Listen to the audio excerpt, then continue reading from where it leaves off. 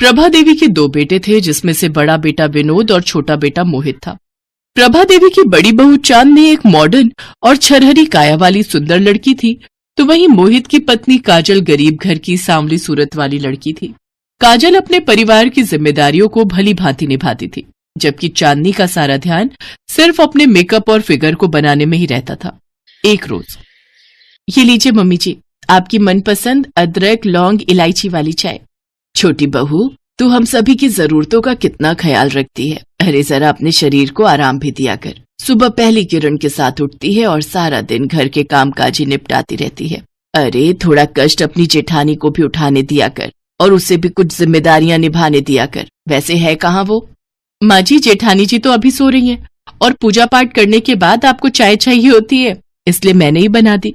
जन्मदिन की ढेरों मुबारकबाद छोटी बहू। अब आज के दिन तू इस घर गृहस्थी से छुट्टी ले और अपने पति के साथ कहीं बाहर घूमा।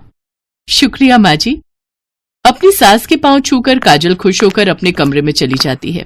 तभी प्रभा देवी भगवान का शुक्रिया अदा करते हुए कहती है, तेरा लाख लाख शुक्र है भगवान, जो तूने मेरी झोली में काजल नाम के इस हीरे को डाला है। तूने मेरे बुझे घर में चंदा का प्रकाश भेजा है छोटी बहू के रूप में, जिसकी रोशनी पूरे घर में फैली हुई है। हाँ, बस मेरी यही दुआ है तुझसे कि इसके जीवन में कभी अंधेरा ना आए।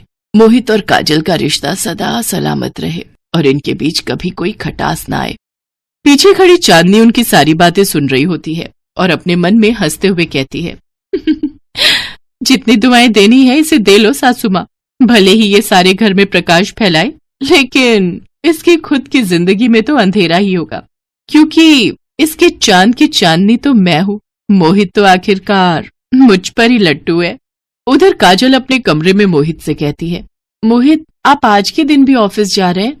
क्यों, आज क्या दिवाली है जो घर पर बैठकर पूजा करूं तुम्हारी, या तुमसे शाहरुख खान की तरह रोमांटिक बातें करूं? Just look at you. काली तो तुम थी ही, अब तो तुम मोटी और भद्दी भी हो गई हो। पता नहीं मेरी किस्मत ही खराब थी जो ऐसी बीवी मेरे पल्ले पड़ गई।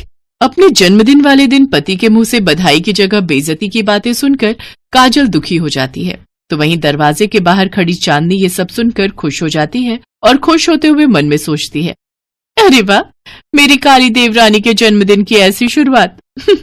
सचमुच सुनकर मजा ही आ गया। अब यही सही समय है आग में घी डालने का। चांदनी उनके कमरे में जाती है। और क्या हुआ मेरे हैंडसम देवर जी? क्यों मेरी सांवली सलोनी देवरानी पर भड़क रहे हैं? जरा कुछ सीखो मेरी भाभी से। शादी के इतने वक्त बाद भी इन्होंने अपने फिगर को कितने अच्छे से मेंटेन करके रखा हुआ है। मोहित, शायद आप भूल रहे हैं कि मैं एक बच्चे की माँ हूँ, और माँ बनने के बाद एक औरत के शरीर में परिवर्तन आते ही हैं। उसकी त्वचा और शरीर में फर्क पड़ जाता है।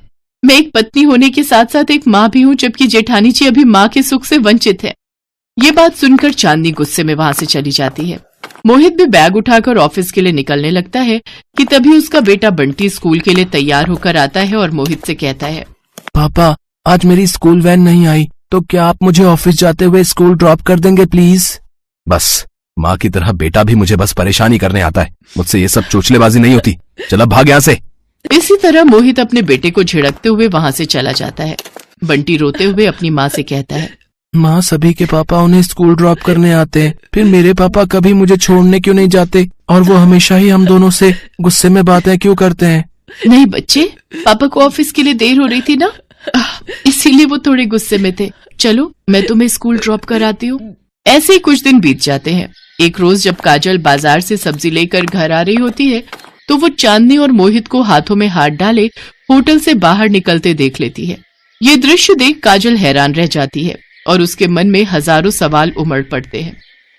ये दोनों होटल में एक साथ, कहीं इन दोनों के बीच कुछ गलत? नहीं, मैं बेकार में ये सब बातें सोच रही हूँ। देवर भाभी के बीच तो माँ बेटे का रिश्ता होता है, बिना किसी सबूत के कोई भी लांछन लगाना गलत होगा। इसी कशमकश में काजल घर पहुंच जाती है, लेकिन दिन भर उसके मन में यही कशमकश चलती रहती है। रात को जब काजल अपने कमरे में सो रही होती है, तो आधी रात को बंटी को प्यास लगती है और वो काजल से पानी मांगता है। काजल उठकर किचन में पानी लेने जाती है, तभी उसको चांदनी के कमरे से किसी के हंसने की आवाज आती है। अरे, जेठ जी की तो आज नाइट शिफ्ट है, फिर ये जेठानी जी के कमरे से किसकी आवाज आ रही है? काजल कमरे की खिड़की से झांककर देखती है तो वो नजारा देखकर वो दंग रह जाती है।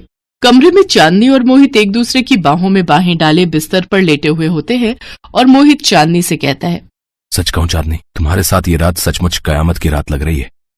अब बातें बनाना बंद भी करो स्वीटहार्ट, और ये बताओ कि कब तक हमें यूं ही दुनिया से छुपते छुपाते मिलना होगा। भगवान ने हमारी शादी 2 अलग अलग लोगों से करवा दी है, और वो भी बिना हमारे टाइप के लोगों से। तुम तो बिल्कुल मेरे टाइप के लड़के हो, हैंडसम एंड डेयरिंग देवर, इसीलिए तो मैं तुम्हारे भैया को बिल्कुल भी भाव नहीं देती। जानता हूं जानेमन, अब मुझे जाना होगा, कहीं काजल की आंख खुल गई तो मुश्किल हो जाएगी। मोहित जैसे ही बाहर जाने के लिए दरवाजा खोलता है तो काजल वहां खड़ी होती है। बिल्कुल भी शर्म नहीं है तुम दोनों में। देवर भाभी के पाक रिश्ते को कलंक लगा दिया तुमने। मैंने ये कभी नहीं सोचा था कि मेरी जेठानी ही मेरी सौतन बनेगी। ओह, तो तुमने सब कुछ देख लिया। चलो अच्छा है, आज नहीं तो कल सच तुम्हारे सामने आना ही था। हाँ, और अब यही सच्चाई मैं दुनिया के सामने लाकर रहूंगी। बहुत धोखा दे लिया तुमने हम सबको।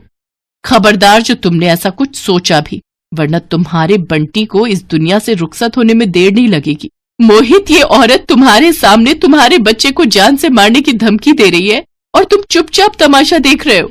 अरे कौन बच्चा, किसका बच्चा? तुम और बंटी तो बस मेरी एक भूल हो। तुम दोनों जियो या मरो, इससे मुझे कोई फर्क नहीं पड़ता, समझी? इस तरह उन दोनों से मिली धमकी से काजल अपने बच्चे को खोने से डर जाती है और वो अपना मुंह बंद रखकर सब कुछ चुपचाप सहती रहती।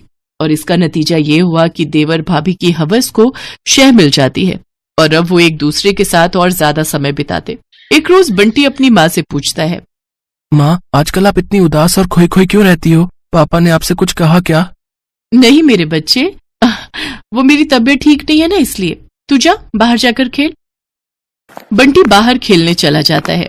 तभी काजल की सास उसके कमरे में आती है और उससे कहती है, क्या बात है बहू, तेरे और मोहित के बीच सब कुछ ठीक तो है ना?